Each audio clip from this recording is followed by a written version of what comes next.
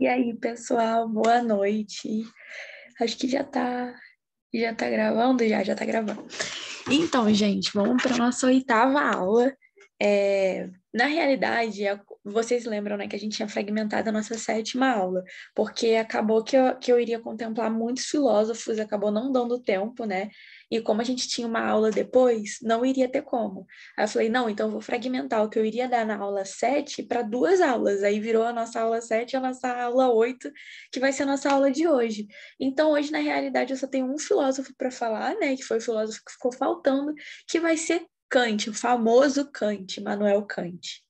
Mas vamos lá então. Antes de tudo, sempre quando a gente vai começar uma aula de filosofia, a gente sempre vem, né, com. Peraí, deixa eu abrir aqui, né, a tela para ficar melhor para visualizar. Então vamos lá. A gente sempre vem com o quê?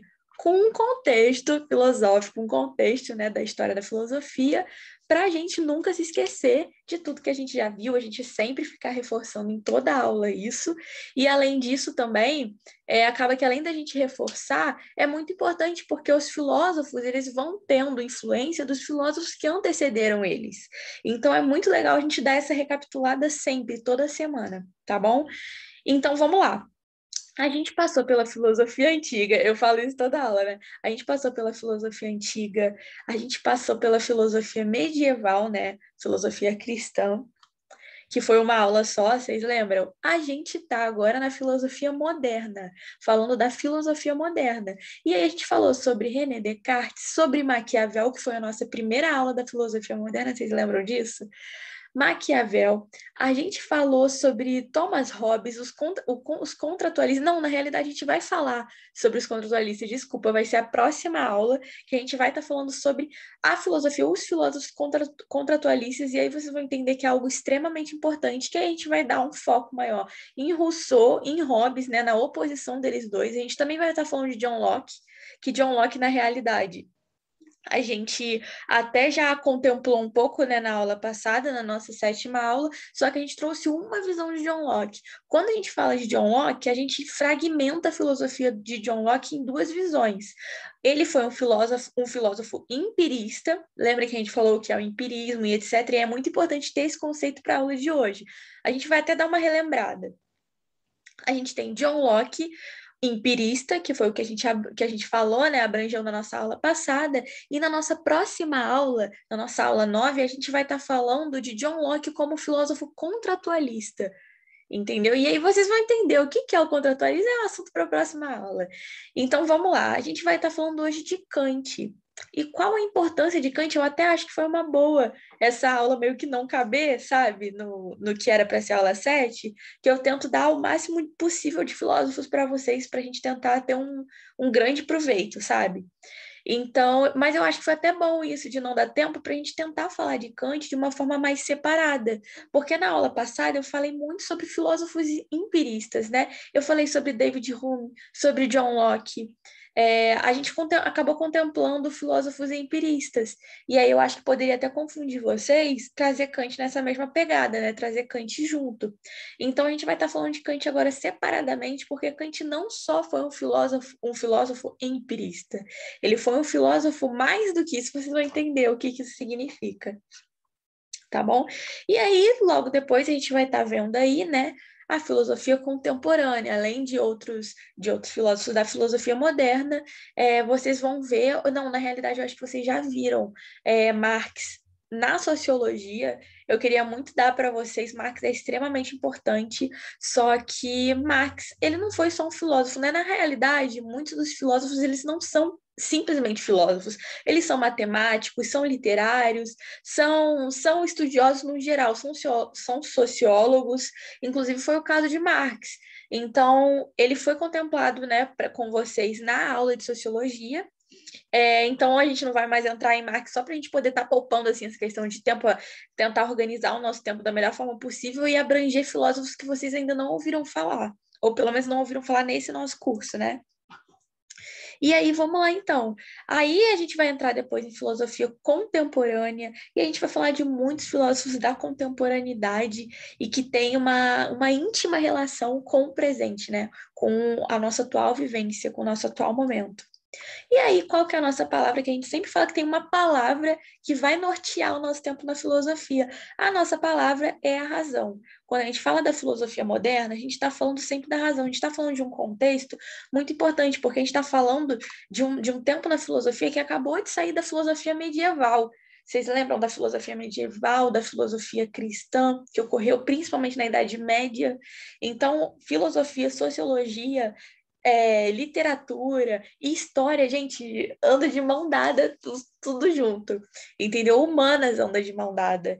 Então, eu acho que ter isso em mente, quando você incorpora isso, quando você traz isso como verdade, que humanas anda de mão dada, quando você para olhar literatura e história, filosofia, quando você olha de forma isolada, você pode não entender tão bem, mas quando você junta tudo isso, você começa a perceber como era a literatura na Idade Média, como era o contexto histórico na Idade Média, como era a filosofia. Você entendendo esses contextos, você vai entender aquela época no geral. E qualquer questão, você não vai parar para pensar na hora da questão, isso é filosofia, isso é sociologia, isso é história. Parece que tudo vai fazer parte de um saber que você tem chamado ciências humanas, entendeu? Então, quando vocês forem estudar, sempre tentem ver o contexto geral dessa situação. Quando a gente vamos falar aqui de filosofia, mas quando você for estudar um filósofo, por exemplo, sempre tenta ver o contexto geral, a história, não só do filósofo, mas a história onde ele estava situado, esse período que ele estava situado, beleza? Então vamos lá. A gente passou pela filosofia medieval e logo depois veio a filosofia moderna, que foi uma quebra de paradigma, né? Um rompimento com tudo que se acreditava na filosofia medieval, na filosofia cristã. Então a gente tem uma grande reviravolta, uma grande mudança. Mas é isso, então a nossa palavra é a razão. E aí eu vou passar esses slides aqui, porque são os mesmos slides, né, que eu usei da nossa aula passada. Mas é importante a gente ter na nossa concepção essa questão do racionalismo e do empirismo. Lembra que eu falei com vocês que tem essa diferença? Que o pai do racionalismo seria quem? René Descartes. E a gente tem no empirismo Francis Bacon, David Hume, John Locke. A gente tem grandes filósofos também que vão estar apoiando o empirismo. Mas hoje a gente vai estar falando, ó, que eu até trouxe aqui para vocês. Só que hoje a gente vai estar falando, só para lembrar, na aula passada a gente falou sobre. Peraí. Ó, na aula passada a gente falou sobre John Locke. Lembrem, vocês lembram disso? A gente falou sobre a tábula rasa, lembra que inclusive cai muito vestibular quando fala de John Locke, essa questão da tábula rasa. A gente falou de David Hume, vocês lembram do hábito, da importância do hábito? David Hume, um empirista radical, né, que para ele tudo na vida se fundamentava através das experiências, dos hábitos, dos costumes, né? A gente trouxe essa ideia de impressão, de ideia de David Hume.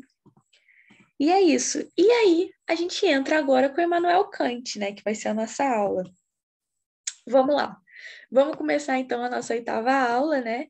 Gente, para a gente falar de Kant, tem muita gente que quebra a cabeça com Kant, porque fala, ai meu Deus, é muito difícil, que não sei o quê, mas é por isso que quando eu dou aula para vocês, eu tento fazer um roteiro, porque não dá. Kant, eu acho que você tem que ter, é um filósofo que você tem que ter conceitos antes, você tem que saber de outros filósofos que antecederam Kant para você entender Kant. Por isso que é tão, tipo, não só Kant, eu acho que isso facilita qualquer aprendizado, mas quando a gente fala de Kant, é primordial isso, porque Kant ele vai ter muita influência do pensamento racional e do pensamento empírico, porque ele acredita nos dois pensamentos. Então, olha só, se a gente dividiu já é a nossa 3ª aula falando sobre isso, né? Quando a gente fala de racionalismo, empirismo, essa é a nossa 3ª aula, porque a gente falou isso desde a aula 6. Né? A gente falou na aula 6, quando a gente entrou com esse assunto, essa abordagem, quando a gente iniciou a filosofia moderna, né? Na verdade, antes a gente falou de Maquiavel, né? E aí, depois, Nicolau Maquiavel, e aí depois que a gente falou do príncipe e tudo mais, início da filosofia moderna, e aí a gente veio depois com a próxima aula falando sobre René Descartes e o racionalismo e Francis Bacon. Vocês lembram disso? Do empirismo. E aí depois a gente veio com uma outra aula falando só sobre filósofos empiristas, e agora a gente está vindo falando de Immanuel Kant. Então imagina só a dificuldade de você pegar para estudar Kant, tipo assim, do nada, sem ter precedentes, sem conhecer outros filósofos que vieram antes, outros conceitos principalmente que vieram antes. Então olha a importância da gente seguir essa cronologia. entendeu? Então, vamos lá. Quando a gente fala de Kant, né? Quem foi Kant? Kant foi basicamente um filósofo muito importante, é um filósofo muito usado em redação, inclusive. Eu acho que filósofos, no geral, é sempre bom vocês tentarem guardar um pouco do pensamento deles, que sempre dá para a gente encaixar na redação, gente. É incrível, sempre dá, de verdade. Então, Kant é muito usado em redação, inclusive, eu acho que é uma dica aqui que ajuda vocês, mas principalmente quando a gente fala de ética, que a gente vai ver na segunda parte da nossa aula, né? Depois. Agora a gente vai tá focando mais em outro aspecto de Kant, beleza? A gente vai entrar em ética daqui a pouco.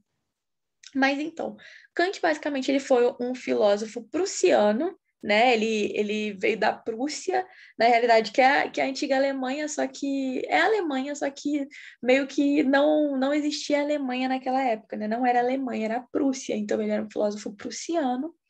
E aí o que acontece? Kant, ele vinha de pais protestantes, e ele sempre teve muito contato com estudos, ele sempre foi uma pessoa que teve contato com antigas escrituras, antigos intelectuais, né, filósofos, e tudo isso influenciou ele. Por isso que ele entrou em contato, por isso que ele sempre foi uma pessoa, assim, que ele não pegou um pensamento e tomou esse pensamento como corrente. Ele, basicamente, o pensamento dele é a síntese de muitos pensamentos que antecederam ele. Então, é por isso que é muito importante a gente estudar filósofos que antecederam Kant. E aí, quando a gente fala de Kant, as principais referências para ele vão ser René Descartes, e porque René Descartes, no caso, foi o pai do racionalismo, né? O grande nome do racionalismo, mas quando a gente fala do empirismo, a gente já tem grandes nomes, né? A gente já não tem, tipo, um grande nome, assim, a gente tem grandes nomes, muitos nomes, que inclusive eu até falei de 4 principais com vocês, né? Que a gente falou de John Locke, David Hume, Francis Bacon, né? Que a gente falou com vocês. Nossa, engasguei aqui. Então, a gente falou de muitos filósofos, né? E agora a gente vai estar falando de Kant também. E aí, o que acontece? Kant, a filosofia, como que a gente chama? A gente chama de filosofia transcendental, a filosofia de Kant, que é basicamente a junção do racionalismo, né? Do pensamento racional com o empirismo, com esse pensamento empírico. E aí, o que acontece? Kant, ele vai falar que não dá para a gente focar tipo assim, só no que tem, por exemplo, Descartes, lembra que René Descartes ele falava assim, gente, sempre tenha dúvida de tudo, menos da própria dúvida, ou seja, sempre esteja com dúvida, e sempre a única certeza que você pode ter é que você tem que ter dúvida, entendeu? É a única certeza que você tem que ter, ou seja, na realidade você sempre vai estar em dúvida. Isso era o que René Descartes falava, vocês lembram disso? Então ele preconizava, ele foi o pai desse pensamento do racionalista vigoroso. E aí Kant ele fala, não, realmente é importante ter esse pensamento racionalista, é muito importante o racionalismo, né? Quando a gente vai falar, quando a gente vai fazer um estudo profundo, não dá para a gente só ir pautado nas nossas experiências, só que ele vai falar que a gente não pode deixar de ter essa relação com a experiência de vida. Um exemplo assim que eu posso dar para vocês é quando, por exemplo, eu não sei vocês, mas eu sou uma pessoa que eu gosto muito, muito de humanas, né? Eu acho que dá para perceber, porque a gente está aqui numa aula de humanas, né? No projeto Enem para Todos. Eu amo humanas, eu amo as ciências humanas. E aí eu sou uma pessoa que eu gosto muito de ouvir pessoas que têm vivências diferentes da minha. Eu acho que isso é algo de humanas, assim. Eu gosto muito, principalmente pessoas que vivenciaram períodos históricos, entendeu? Eu realmente gosto muito. Tipo, antigos governos, quando a presidência era diferente e etc. Como que tudo era, uma pessoa que foi para um outro país e aí me fala sobre tudo daquele país. Eu gosto muito de saber a experiência das pessoas. E aí eu posso até dar um exemplo. Eu tenho uma amiga que ela foi para Portugal, uma das minhas melhores amigas. Eu encontrei ela esses dias aí pela primeira vez em 3 anos que a gente estava sem se ver. E ela, tipo assim, foi uma das melhores amigas da minha vida, assim. Ela é uma das melhores amigas da minha vida, né? E a gente ficou 3 anos sem se ver, sem conseguir se contatar, porque ela estava morando em Portugal, fazendo faculdade lá. E aí o que acontece? Eu gosto muito dessa experiência empírica, que seria o quê? Saber dela como moradora, né? Como uma habitante lá, como que é Portugal, como que é tudo, como que é o clima, como que é a vivência, como que é absolutamente tudo. Só que, ao mesmo tempo, aí vocês conseguem ver, isso é o quê? Isso é um ensinamento empírico. Só que eu também tenho conhecimento mais racional. o conhecimento mais técnico, que seria o quê? Eu poder ir na internet pesquisar sobre Portugal, pesquisar de uma forma realmente mais voltada para a ciência, no sentido da exatidão, do estudo, do racionalismo, não tanto pautado em experiências. Entendeu? Porque cada um tem essa experiência. Então, Kant, ele vai falar, eu acho que vocês conseguem entender como que as duas coisas se complementam. Kant, ele vai falar que as duas coisas se complementam. Ele vai falar, é tão importante a gente analisar essas questões da vivência, né? A gente observar a vivência, ter essa percepção, como também é muito importante a gente ter os conhecimentos de uma base mais teórica. Como também é muito importante a gente ter esse conhecimento mais voltado para o pensamento racional, entendeu? Então, mas aí ele vai ter essa diferença em relação a René Descartes, justamente nesse quesito, né? Quando ele vai falar que a gente tem que focar nos assuntos que têm aplicabilidade na nossa vida. Isso traria relevância científica, porque ele vai falar, gente, a gente tem que focar nos assuntos que a gente vai conseguir aplicar na nossa vida quando a gente vai focar nos estudos, quando a gente vai trazer essa questão do nosso pensamento racional. A gente tem que saber focar o que estudar, entendeu? Não sair contestando absolutamente tudo, focar esse nosso método científico quando a gente vai olhar para coisas que têm aplicabilidade e relevância na nossa vida. Beleza? Então, Kant, ele não era um filósofo rígido, ele não era nem, tipo, David Hume, que era um empirista ferrenho, né, muito forte, que ele falava, não, a gente não sabe nem se o sol vai se pôr no dia seguinte, por exemplo. Vocês lembram que eu até dei esse exemplo com vocês sobre David Hume? Aqui, ó, que eu falei com vocês sobre David Hume. Peraí, só. O nascer do sol de todos os dias é uma ideia adquirida através da indução, porque é algo que a gente vive, né? Mas não temos garantias de que ele nascerá amanhã. Ou seja, David Hume, ele era tão, tipo assim, tão ferrenho nessa questão do empirismo, que ele achava que tudo era com base na nossa vivência, mas a nossa vivência de dia após dia. Tipo assim, não é porque eu, por exemplo, tenho 20 anos e 20 anos da minha vida, todo dia. Cara, eu nem sei qual a conta que dá isso, né? Porque eu não sou de exatas, sou de humanas. Mas imagina, todo dia da minha vida eu vejo o sol se pôr e o sol nascer. O sol nascer e o sol se pôr. Mas não é porque todo dia da minha vida, nesses 20 anos, eu vejo isso, que no dia seguinte eu vou ver de novo. Ele vai falar que você só vai ter certeza da coisa quando ela acontece em si. E aí é um empirismo muito radical, entendeu? E aí, para você ver que Kant, ele nem é assim, pensando tanto assim no empirismo, como ele também não é que nem René Descartes, que vai falar, não, duvide de tudo, menos da própria dúvida. Você sempre tem que olhar as coisas diante do pensamento racional, sempre tem que contestar absolutamente tudo, e aí Kant vai falar, cara, pelo amor de Deus, não pensa assim, não haja assim, né? Vamos tentar ver as coisas dessa forma, mas no que tem uma aplicabilidade na nossa vida, no que tem uma relevância na nossa vida. Aí a gente vai entrar num contexto muito importante quando a gente fala de Kant, que é o quê? A questão dos juízos. Juízos de Kant. O que são esses juízos? Gente, basicamente, juízos significam formas de conhecimento. E aí a gente vai entrar no seguinte. Aqui, a teoria dos juízos de Immanuel Kant. Vamos lá, Kant ele vai dizer que a gente tem 3 juízos. E aí, o que são juízos? Lembra que eu falei para vocês que juízos, ó, opa, pulei aqui para a ética, né, que eu falei que é importante, que a gente vai ver a seguir.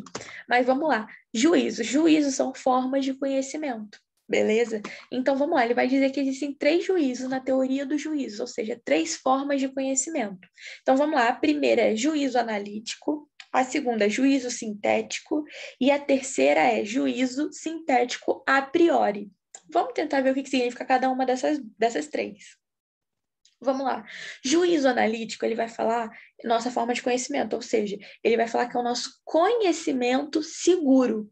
Beleza? O juízo analítico. O que é isso? Basicamente é o seguinte: vocês podem guardar da seguinte forma: o predicado não altera o sujeito. Ou seja, é um conhecimento absolutamente seguro. Um exemplo que eu até trouxe imagem para vocês aqui é o que? Todo triângulo tem. Olha só, meu Deus, quase que eu falei besteira aqui. Todo triângulo tem 3 lados. Eu quase falei para vocês, todo triângulo tem 2 lados. Aí não seria juízo analítico, gente.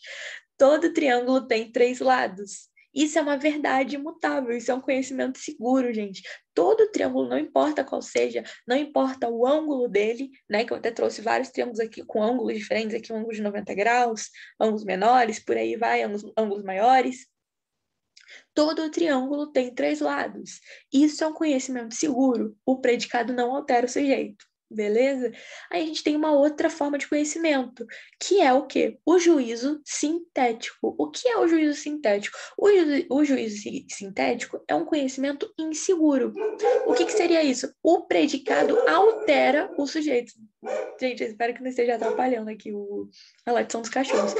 O que é isso? O predicado altera o sujeito. Como assim o predicado altera o sujeito? Vamos lá. É o seguinte, quando a gente fala, por exemplo, essa garrafa é roxa, que é o exemplo que eu trouxe aqui para vocês na imagem. Essa garrafa é roxa. Por que é um conhecimento inseguro? Porque essa garrafa é roxa. Só que nem todas as garrafas são roxas, entendeu? Às vezes essa garrafa aqui que tá comigo, que eu ia até pegar agora porque eu tô morrendo de sede, minha garganta tá seca, vou pegar daqui a pouco. Vou antes explicar as teorias dos juízos, aí entre esse slide e o de ética, eu bebo um pouquinho de água. Mas então, eu tô aqui com uma garrafa verde, depois eu mostro para vocês. Nem todas as garrafas são roxas, ou seja, é um conhecimento inseguro, porque essa garrafa é roxa, tranquilo, mas às vezes a garrafa que está atrás dela não é, entende? Então é um conhecimento sintético, é um juízo sintético, é um conhecimento inseguro e o predicado altera o sujeito, beleza? E aí agora a gente vem com o terceiro juízo, que é o juízo sintético a priori. O que significa isso? É a junção entre as duas anteriores. É como se a gente estivesse falando, é como se fosse uma dialética, gente. É como se a gente estivesse falando da tese, da antítese e da síntese. Porque eles concordam comigo que, pô, a tese, no caso, seria o quê? A gente está falando da dialética como duas ideias diferentes, né? E aí a gente tem uma síntese. Quando a gente fala de juízo analítico, a gente falou de um conhecimento seguro. A gente falou do juízo sintético, de um conhecimento inseguro. E agora a gente vai falar do sintético a priori, que seria a junção entre as duas anteriores, ou seja, é seguro em um aspecto e é inseguro em outro. Isso seria a síntese. Entendeu? Então vamos lá, vou dar um exemplo que agora vocês vão entender com o exemplo. Quando eu falo, por exemplo, todo corpo pesa, todo corpo tem peso, todo corpo tem massa, vocês vão falar para mim. Realmente, isso é uma verdade, isso é um conhecimento seguro, porque todo corpo para existir precisa ter um peso, seja qual for, tem um peso, beleza? Nem que seja um peso molecular, tem um peso. Então, todo corpo tem um peso, todo corpo é pesado para existir, certo? Só que por que é inseguro em outro aspecto? Porque pesos podem variar. Não só o peso, não só o peso, por exemplo, se eu tô comendo muito, que nem hoje eu comi pra caramba, que teve feijão, arroz, nugget, eu adoro. Eu gosto do básico mesmo. Hoje eu comi pra caramba. Então, o meu peso, se eu ficar comendo todo dia arroz, feijão, nugget, o meu peso vai aumentar, ele vai variar, certo? Mas não só isso, gente. A gente tem que sempre sair da nossa bolha e olhar além. Vamos pensar em como que é, por exemplo, a gravidade na Lua. O homem, quando ele foi na Lua, mesmo, tipo assim, um homem que sempre teve o mesmo peso, a pessoa sempre teve o mesmo peso. Ela foi para a Lua, o peso dela vai mudar por conta da gravidade. Então, tipo assim, é algo que vai além. Entendeu? É algo que, tipo assim, é imutável essa questão do peso variar. Não importa você necessariamente mudar o seu peso, mas o seu peso, independente de qual ele seja, ele vai ser diferente se você estiver olhando ele daqui ou estiver olhando ele da Lua, ou estiver olhando ele de Marte, entendeu? Tudo depende da gravidade também. Então, o juízo sintético, a priori, ele seria a junção entre as duas anteriores, entre o juízo analítico e o juízo sintético, o conhecimento seguro e o conhecimento inseguro, entendeu? Então, é seguro em um aspecto e é inseguro em outro, beleza? E aí, gente, a gente vai entrar agora na parte de ética em Kant. Eu vou só dar uma pausa aqui para poder beber água e aí eu já volto. Deixa eu ver aqui. Gente, então vamos falar agora sobre a ética em Kant. Quando a gente fala sobre a ética em Kant, é realmente muito importante a gente ter esse conceito, a gente saber sobre isso, até porque é muito estudado até em graduação, né? Na graduação de Direito. Meu irmão, pelo menos, ele fez 2 anos de Direito. E aí ele estava falando comigo sobre isso. Tipo, agora ele faz medicina, mas porque durante o curso mesmo ele percebeu que ele não tinha se encontrado, sabe? Mas ele falou, inclusive, que falaram e recomendaram para ele estudar a ética de Kant. Então, olha como que é importante a gente saber sobre a ética de Kant. O que acontece? Antes de tudo, para a gente falar sobre a ética de Kant, é importante a gente diferenciar a ética de Kant para a ética de Aristóteles. Vocês lembram que eu comentei com vocês sobre a ética de Aristóteles, que eu falei o que era a ética para Aristóteles? Aristóteles, ele via como ética basicamente a felicidade, a busca pela felicidade, né? Você fazer algo que você se sinta feliz. Kant já vai aprofundar mais quando ele vai falar sobre o que é ética. E aí vocês vão entender agora. Kant, ele vai basicamente falar que os imperativos regem a nossa vida. O que são os imperativos antes de tudo? Os imperativos são as ações que a gente tem na nossa vida, as ações que a gente tem assim em sociedade, normal, né? Todas as ações. E os imperativos, eles se dividem em dois. A gente tem o imperativo hipotético e a gente tem também o imperativo categórico. São essas duas seleções, hipotéticos e categóricos. Quando a gente fala do imperatismo, o imperativo hipotético, o que seria? Seria uma ação que você faz movida pela paixão, pelo entusiasmo. Mas eu vou dar um exemplo para vocês, assim, bem cotidiano, para vocês captarem assim, a essência da coisa. Vamos supor que você já tá, tipo assim, seu cartão já tá estourando, você não tem dinheiro, você está querendo muito comprar uma roupa que você viu e você não tem dinheiro, mas você quer muito comprar essa roupa. E aí o que você faz? Você vai lá, mesmo não podendo, mesmo sem ter dinheiro, né? Você vai lá e compra essa roupa. O que acontece? Você fez algo totalmente movido pelo seu entusiasmo. Não foi algo que você realmente fez, tipo, pautado na razão, né? Algo, tipo assim, sensato nesse sentido de você ter refletido e pensado, pô, isso não é o certo, no sentido de que racionalmente não é o melhor, não é o ideal, né? Você fez isso movido pela sua paixão, pelas suas emoções, pelo seu entusiasmo. Então, esse é o exemplo que eu dou para vocês de um imperativo hipotético, né? Uma ação que você vai fazer totalmente movida pela sua paixão, pelo seu entusiasmo, que não necessariamente seja racional, e na grande maioria das vezes não é. E aí, quando a gente vai falar sobre o imperativo categórico, aí a gente já está falando da ação movida pela razão. Quando você vai realmente fazer algo que é movido pela razão, algo racional que você parou para pensar e fez o certo, né? Que você viu como certo na sua cabeça em todos os aspectos. Não foi algo que você fez movido pelas suas emoções, que é o incerto, né? Quando você faz as coisas movidas pela sua emoção, você acaba tapando, ficando cego para as consequências disso. Então, quando você faz algo pautado na razão, você já consegue ver tudo com clareza, entendeu? E aí Kant vai falar que é aí que mora a ética.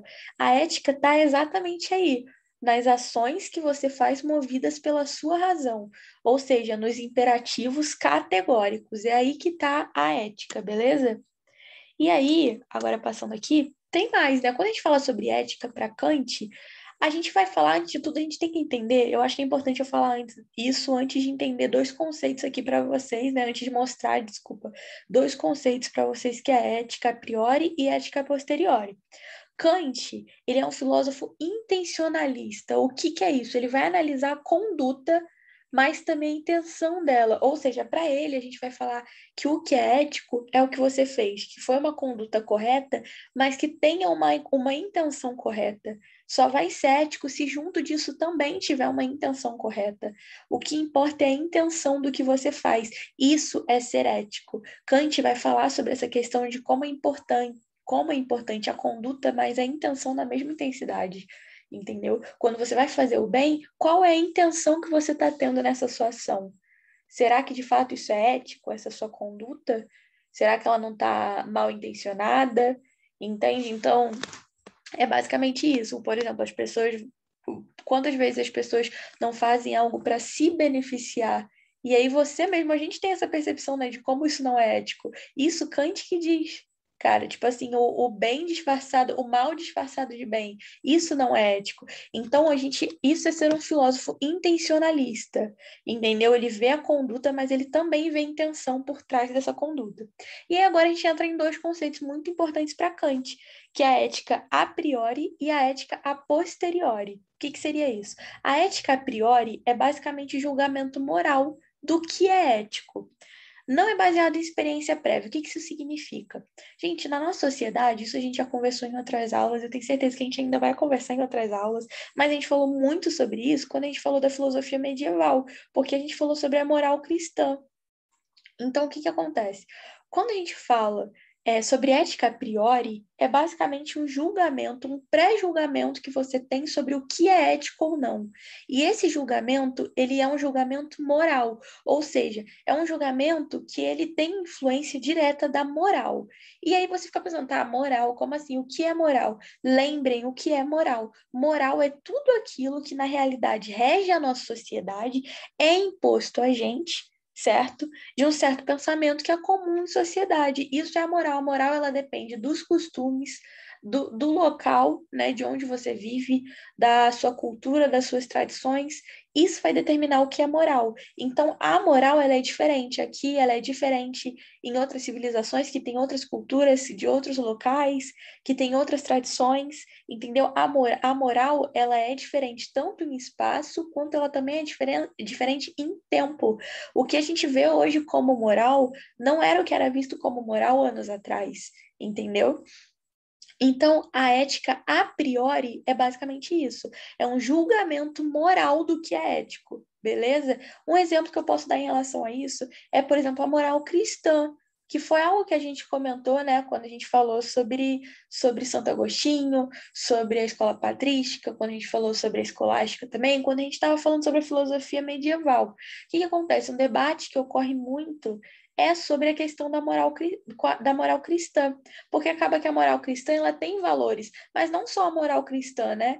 Eu acho que tipo assim, a gente pode ampliar esse aspecto assim para qualquer pensamento limitante no sentido de ter limitações, né? De ter conceitos que você pode ou não seguir. Se você quiser seguir esse pensamento, você vai ter esses conceitos, né, impostos. Então vamos falar, por exemplo, sobre a moral cristã. Eu mesma tenho uma amiga que é extremamente religiosa. E aí ela mesma, tipo, ela é cristã, né, no caso, religiosa, cristianismo. E aí ela mesma falou para mim que ela sempre teve na cabeça dela que namorar, ela só iria namorar a partir dos 18 anos, só depois dos 18 anos. E ela sempre falou que isso é porque é o que ela acredita que seja tipo assim, é o que ela acredita, né? O pensamento que ela acredita, a moral que ela acredita, e vem do cristianismo. Segundo ela, vem da moral cristã. Então, a moral é isso, são os valores que vão regir a nossa sociedade que a gente vai ver como ético e varia de acordo com cada situação. Isso foi algo que ela quis para ela, uma decisão que ela quis para ela, e de acordo com a moral cristã, que é a moral que ela quer seguir. Então, a moral, no geral, é isso, entendeu? Então, quando a gente tem um julgamento moral do que é ético, sem ter de fato vivido, é um julgamento moral mesmo. Por conta dessa moral, a gente acaba seguindo esse pensamento, esse julgamento, falando, pô, isso é certo, isso não é. Por exemplo, no caso da minha amiga, ela não via como certo ela poder ter um relacionamento antes dos 18 anos. Entendeu? Então é basicamente isso. E aí, isso é a ética a priori, beleza? E aí a gente tem agora a ética a posteriori. O que seria a ética a posteriori? A ética a posteriori é a ética pela experiência, algo que você realmente viveu, a ética pelo conhecimento, pela razão, você vai definir o que é ético, se desprendendo da moral. E aí eu tenho um exemplo para vocês que também envolve essa questão da moral cristã, mas aí já não é um caso como da minha amiga, que foi a escolha dela e ela tá feliz assim. Não é um desse lado, agora é um lado realmente ruim em relação à moral. O que acontece? Um tempo atrás, eu acredito que tenha sido um caso do ano passado, e isso eu tenho quase certeza. Acho que em meados ou final do ano passado, a gente teve, infelizmente, um caso de estupro de vulnerável, né? Uma criança, acho que de 13 anos. E o que acontece? De acordo com relatórios médicos e etc., foi constatado, né, que pela idade da criança, né, da menina, ela infelizmente poderia vir a óbito se ela levasse adiante essa gravidez, tanto no parto, que ela poderia acabar vindo a óbito, falecendo, quanto ela também poderia vir a óbito durante a gestação, durante os 9 meses. O corpo dela não iria resistir. Então, dentro da lei, que aí já não é o que a gente vai estar falando agora, né?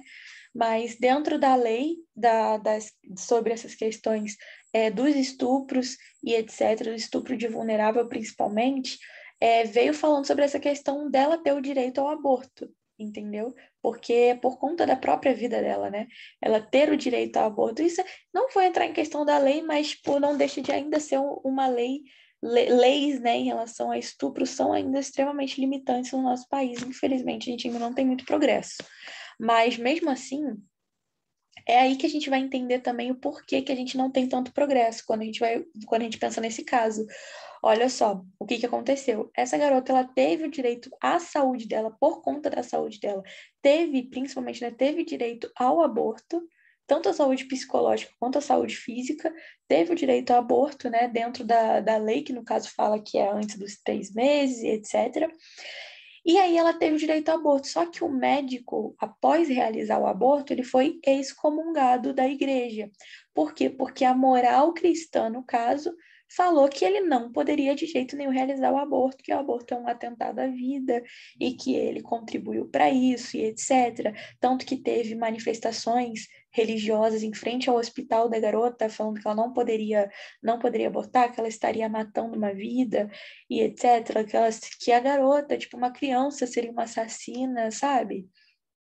Bem, questões que a gente não vai abordar agora, mas de qualquer forma, né, não vamos aprofundar aqui nessa aula, mas de qualquer forma, são questões que você consegue ver a influência da moral na atitude, né, na atitude individual. E aí que vai entrar essa questão da ética posteriori, que foi o que o médico em entrevista falaram para ele, o que você achou de ser, né, excomungado, cara, da igreja por conta disso. E aí ele falou, olha, eu fiz o que era ético. Ele falou exatamente isso.